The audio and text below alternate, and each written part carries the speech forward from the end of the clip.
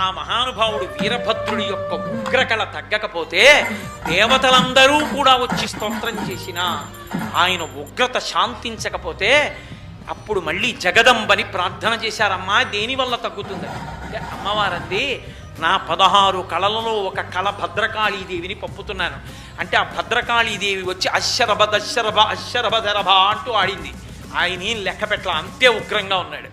ఇలా కాదని ఆ భద్రకాళీ స్వరూపం గోదావరి నదిలో స్నానం చేసి పైకొచ్చి కన్నెపిల్లగా కనపడేటప్పటికీ ఇంత ఉగ్రస్వరూపము తగ్గిపోయి ఆమె చిటికిన వేలు పట్టుకుని మన ఇద్దరం పెళ్ళాడదాం అని నడిచి వెడుతుంటే మునిమండలి కనపడింది, మునులు కనబడ్డారు.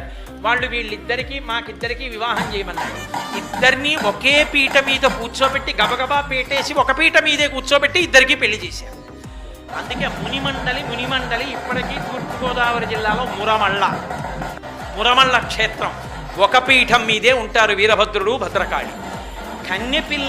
కన్యపిల్ల రూపంలో వస్తే పెళ్లి చేసుకుని శాంతించాడు కనుక ఇప్పటికీ ఆ క్షేత్రానికి ప్రతిరోజు వశిష్ఠాది మహర్షులందరూ వచ్చి దర్శనం చేసుకుని వెళ్తారు. అందుకే ఆ క్షేత్రం నిత్య కళ్యాణం పచ్చతోరణం. ఏ కారణం చేత పెళ్లి కాని వాళ్ళు కూడా మురమళ్ళ వెళ్ళి కళ్యాణం చేసుకుంటే పెళ్ళి అయిపోతుంది. ఎంతమంది ఆడపిల్లలు మగపిల్లలు అలా పెళ్ళైన వాళ్ళు ఉన్నారు.